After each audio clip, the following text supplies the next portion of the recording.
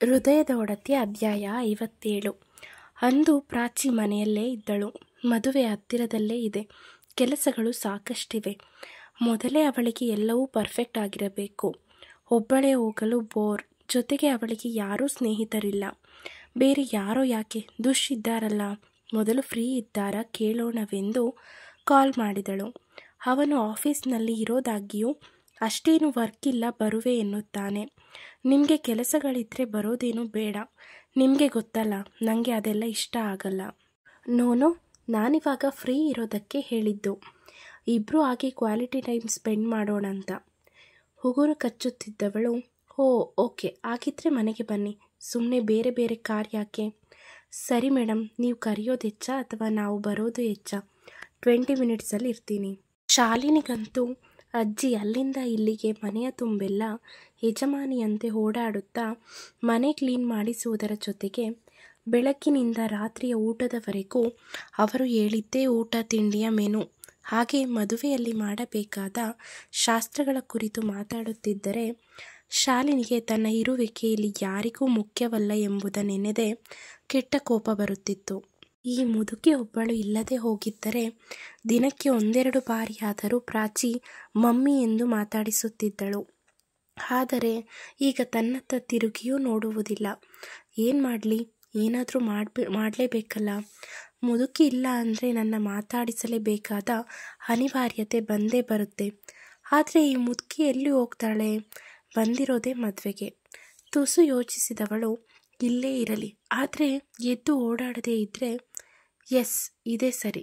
ದುಷ್ಟ ಆಲೋಚನೆಯೊಂದು ಅವಳ ತಲೆ ಒಕ್ಕಿತ್ತು. ದೇವರ ಮನೆಯಿಂದ ಎಣ್ಣೆ ತಂದವಳು ಅಜ್ಜಿ ರೂಮಿನಲ್ಲಿ ಇರುವುದನ್ನು ಕಂಡು ಅವರು ಬರುವ ತಾರಿಗೆ ಸರಿಯಾಗಿ ಎಣ್ಣೆ ಚೆಲ್ಲಿದ್ದಳು. ನಂತರ ಏನೂ ಗೊತ್ತಿಲ್ಲದವಳಂತೆ ಅಜ್ಜಿಯ ದಾರಿಯನ್ನು ಕಾಯುತ್ತಾ ಸೋಫಾ ಮೇಲೆ ಕೂರುತ್ತಾಳೆ. 10 ನಿಮಿಷಕ್ಕಾದರೂ ಅಜ್ಜಿ ಹೊರ ಬರಲೇ ಇಲ್ಲ. ಅಷ್ಟರಲ್ಲಿ ಶಾಲಿನಿ ಫೋನ್ ರಿಂಗ್ ಆಗಿತ್ತು. ಆಕೆಯ ಫ್ರೆಂಡ್ ಒಬ್ಬಳು ಅಮೇರಿಕಾದಿಂದ ಕಾಲ್ ಮಾಡಿದ್ದಳು. ಅವಳು ಕಾಲ್ ಮಾಡುವುದೇ ಅಪರೂಪ.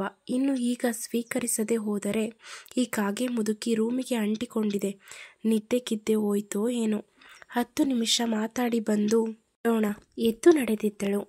ದುಷ್ಯಂತ್ ಬಂದು ಕಾರ್ ನಿಲ್ಲಿಸಿದವ ಸ್ವಲ್ಪ ಸಮಯ ಅಲ್ಲೇ ನಿಂತು ಒಳಗೆ ಬಂದಿದ್ದ. ಕೆಲಸದವರು ಬಂದು ಕಾಫಿ ಟೀ ಕೇಳಿದವರು ಮೇಲ್ಗಡೆ 2ನೇ ರೂಮ್ ಪ್ರಾಚಿ ಅಮ್ಮನವರದ್ದು. ಅವನು ಕಾಯುತ್ತಿರುವುದು ತಿಳಿದು ಹೇಳಿದ್ದರು. ಮೊದಲ ಬಾರಿ ಮನೆಗೆ ಬಂದಿರೋದು. ಆದರೆ ಪ್ರಾಚಿ ಕೆಲಸದವರಿಗೆಲ್ಲ ನನ್ನ ಬಗ್ಗೆ ಹೇಳಿದ್ದಾಳೆ. ಬಹುಶಃ ಫೋಟೋ ಕೂಡ ತೋರಿಸಿದ್ದಾಳೇನೋ ಎಂದುಕೊಂಡವ ಮೆಟ್ಟಿಲೇರಿ ಮೇಲೆ ಬಂದಿದ್ದ. ಅಜ್ಜಿ ರೂಮಿನ ಮುಂದೆಯೇ ಪ್ರಾಚಿ ರೂಮಿಗೆ ಹೋಗಬೇಕಿತ್ತು. ಮೇಲೆ ನೋಡುತ್ತಾ ಬಂದವ ಚೆಲ್ಲಿರುವ ಎಣ್ಣೆಯ ಮೇಲೆ ಕಾಲಿಟ್ಟು ಜಾರಿ ಬಿದ್ದಿದ್ದ. ಹೆಚ್ಚು ಏಟಾಗದಿದ್ದರೂ ಬಿದ್ದ ಭಯಕ್ಕೆ ಚೀರಿದ್ದ. ಕೆಳಗಡೆ ಕೆಲಸದವರೊಂದಿಗೆ ರೂಮಿನಲ್ಲಿ ರೆಡಿಯಾಗುತ್ತಿದ್ದ ಪ್ರಾಚಿ, ಹಾಗೆ ಕೂತು ಮಾತಾಡುತ್ತಿದ್ದ ಅಜ್ಜ ಅಜ್ಜಿ, ಫೋನಿನಲ್ಲಿ ಬ್ಯುಸಿಯಾಗಿದ್ದ ಶಾಲಿನಿ ಓಡಿ ಬಂದಿದ್ದರು. ಬಿದ್ದಿದ್ದ ದುಷ್ ನೋಡಿ ಶಾಲಿನಿಗೆ ತನ್ನ ಪ್ಲಾನ್ ಫ್ಲಾಪ್ ಆಗಿದ್ದರ ಅರಿವಾಗಿತ್ತು. ಪೆಚ್ಚು ಮೋರೆ ಹಾಕಿದ್ದಳು.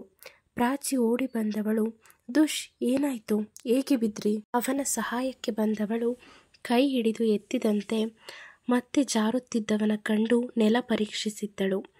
ಕೈಯಿಂದ ನೆಲವನ್ನು ಸ್ಪರ್ಶಿಸಿದವಳಿಗೆ ಅರಿವಾಗಿತ್ತು, ಇದು ಬೇಕೆಂದೇ ಮಾಡಿರುವುದೆಂದು. ಆಕಸ್ಮಿಕವಾಗಿ ಚೆಲ್ಲಿದ್ದರೆ ಇಷ್ಟು ಎಣ್ಣೆ ಚೆಲ್ಲುವುದಕ್ಕೆ ಹೇಗೆ ಸಾಧ್ಯ? ಕೆಲಸದವರೆಲ್ಲ ಹಳಬರೆ, ಎಲ್ಲರೂ ನಿಯತ್ತಿನ ಮನುಷ್ಯರು. ಅವಳ ಕಣ್ಣೀಗ ತನ್ನ ತಾಯಿಯತ್ತ ಹೋಗಿತ್ತು. ಕೈ ಇಸುಕಿಕೊಳ್ಳುತ್ತಿದ್ದವಳನ್ನು ದಿಟ್ಟಿಸಿ ನೋಡಿದ್ದಳು. ಅವಳು ತೊಟ್ಟಿರುವ ಡ್ರೆಸ್ ಅಲ್ಲಲ್ಲಿ ಎಣ್ಣೆಯ ಕಲೆ ಉಳಿದು ಎದ್ದು ಕಾಣುತ್ತಿತ್ತು. ಕಾಲ್ ರಿಸೀವ್ ಮಾಡುವ ಭರದಲ್ಲಿ ನೋಡಿಕೊಳ್ಳದೆ ಪ್ರಾಚಿ ಕೈಯಲ್ಲಿ ಸಿಕ್ಕಿಬಿದ್ದಿದ್ದಳು. ಕೋಪದಿಂದ ತನ್ನತ್ತ ನೋಡುತ್ತಿರುವ ಮಗಳನ್ನು ಕಂಡು ಶಾಲಿನಿಗೆ ದಿಗಿಲಾಗಿತ್ತು. ಎಲ್ಲಿ ಸತ್ಯ ತಿಳಿದು ಹೋಯಿತೋ ಎಂದು. ಹೆಚ್ಚು ಯೋಚಿಸುತ್ತಾ ಕೂರದೆ ಡ್ರೈವರ್ ಸಹಾಯದಿಂದ ದುಷ್ನನ್ನು ಕಾರಿಗೆ ಕೂರಿಸಿ ಹಾಸ್ಪಿಟಲ್ನತ್ತ ಕಾರ್ ತಿರುಗಿಸಿದ್ದಳು. ಮಮ್ಮಿ ಯಾರಿಗಾಗಿ ಹೀಗೆ ಮಾಡಿದ್ರು? ದುಷ್ ಬರೋ ವಿಷಯ ಅವಳಿಗೆ ಗೊತ್ತಿರಲಿಲ್ಲ. ನನ್ನ ಬೀಳಿಸಿದ್ರೆ ಅವಳಿಗೇನು ಲಾಭ? ಅಥವಾ ಅಜ್ಜಿ? ಹೌದು, ಅಜ್ಜಿ ಬೀಳಿಸಿದ್ರೆ ನಾನು ಅವರ ಮೇಲೆ ಡಿಪೆಂಡ್ ಆಗಲ್ಲ ಅಂತೇನಾದರೂ? ನೋವಿನಿಂದ ನರಳುತ್ತಿದ್ದವನತ್ತ ನೋಡಿದವಳು ಸಾರಿ ದುಷ್ ಎಂದಿದ್ದಳು. ಹೇ, ಇಟ್ಸ್ ಓಕೆ, ನಿಂಗೆ ನಾನು ಬೀಳ್ತೀನಿ ಅಂತ ಕನಸು ಬೀಳೋಕೆ ಸಾಧ್ಯನಾ? ಇಟ್ಸ್ ಮೈ ಮಿಸ್ಟೇಕ್ ಎಂದವ ತುಟಿ ಕಚ್ಚಿ ನೋವು ಸಹಿಸುತ್ತಿದ್ದ. ಅವನ ಹಾಗೆ ನೋಡಿ ಪ್ರಾಚಿಗೆ ಅಯ್ಯೋ ಎನಿಸಿತ್ತು. ಡಾಕ್ಟರ್ ತೋರಿಸಿ ಎಕ್ಸ್ರೇ ತೆಗೆಸಿದ್ದರು. ಫ್ರ್ಯಾಕ್ಚರ್ ಏನೂ ಆಗಿಲ್ಲ, ಬಿದ್ದ ರಭಸಕ್ಕೆ ನೋವಿದೆ ಎಂದವರು ಇಂಜೆಕ್ಷನ್ ಮಾಡಿ ಸ್ಪ್ರೇ ಹಾಗೆ ಟ್ಯಾಬ್ಲೆಟ್ಸ್ ಕೊಟ್ಟಿದ್ದರು. ಹಾಗೆ ಡ್ರಿಪ್ಸ್ ಹಾಕಿದವರು ಸ್ವಲ್ಪ ಸಮಯ ಮಲಗುವಂತೆ ಹೇಳಿದ್ದರು.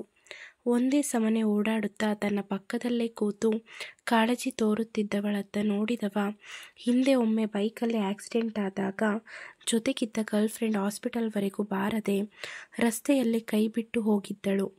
ಅವಳತ್ತ ನೋಡಿದವ ಇದೇ ಅನ್ನಿಸುತ್ತೆ ಗರ್ಲ್ಫ್ರೆಂಡ್ಸ್ಗೂ ಹೆಂಡತಿಗೂ ಇರುವ ವ್ಯತ್ಯಾಸ. ಮನ ಮಿಡಿದಿತ್ತು. ಥ್ಯಾಂಕ್ಸ್ ಪ್ರಾಚಿ, ತುಂಬ ಹೆಲ್ಪ್ ಆಯಿತು. ನನ್ನಿಂದ ನಿನ್ನ ಇಂದಿನ ಪ್ಲ್ಯಾನ್ ಎಲ್ಲ ಹಾಳಾಯಿತು. ಹೇ, ಇಟ್ಸ್ ಓಕೆ. ಶಾಪಿಂಗ್ ಬೇಕಿದ್ರೆ ನಾಳೆ ಮಾಡ್ಬೋದು. ಅಷ್ಟಕ್ಕೂ ಥ್ಯಾಂಕ್ಸ್ ಯಾಕೆ? ಮುಂದೆ ನಾವಿಬ್ಬರೇ ಕಷ್ಟ ಸುಖ ಶೇರ್ ಮಾಡಿಕೊಳ್ಳಬೇಕಾದವರು. ಒಂದು ವೇಳೆ ನಾನು ನಿನ್ನ ಜಾಗದಲ್ಲಿದ್ದಿದ್ರೆ ನೀನು ನನಗೆ ಹೆಲ್ಪ್ ಮಾಡ್ತಿರಲಿಲ್ವಾ? ಇದು ಅಷ್ಟೇ, ಜಸ್ಟ್ ಚಿಲ್ ಎಂದಿದ್ದಳು. ನಾನು ಸಹಾಯ ಮಾಡ್ತಿದ್ನಾ? ಮನ ಒಮ್ಮೆ ನೋ, ಅದು ನೀನು ಬೇರೆಯವರ ಕಷ್ಟಕ್ಕೆ ಸ್ಪಂದಿಸಿರೋದು ಎಂದಾದರೂ ಇದ್ದೀಯಾ? ಚೀಮಾರಿ ಹಾಕಿತ್ತು. ಅವನನ್ನು ಮನೆಗೆ ತಲುಪಿಸಿ ತನ್ನ ಮನೆಗೆ ಬಂದವಳು ಶಾಲಿನಿಯತ್ತ ದುರುಗುಟ್ಟಿ, ಇನ್ನೊಮ್ಮೆ ಇಂಥ ಚೀಪ್ ಗಿಮಿಕ್ ಟ್ರೈ ಮಾಡಿದ್ರೆ ಎಣ್ಣೆ ಬಳಸದೆ ಕೈಕಾಲು ಮುರಿದು ಬಿಡ್ತೀನಿ. ಅಜ್ಜಿ, ನೀನು ಸ್ವಲ್ಪ ಹುಷಾರಾಗಿರು. ಮನೆಯಲ್ಲಿ ಕೆಟ್ಟ ಹುಳಗಳಿದ್ದಾವೆ. ಆಚೆ ಬಿಸಾಕೋಕ್ಕೂ ಆಗಲ್ಲ, ಮರ್ಯಾದೆಯಿಂದ ಅವು ಮನೆಯಿಂದ ತೊಲಗೋದಿಲ್ಲ ಎಂದವಳು ರೂಮಿಗೆ ಹೋದರೆ ಶಾಲಿನಿ ಬೆವರು ಒರೆಸಿಕೊಂಡಿದ್ದಳು. ಮುಂದುವರೆಯುವುದು.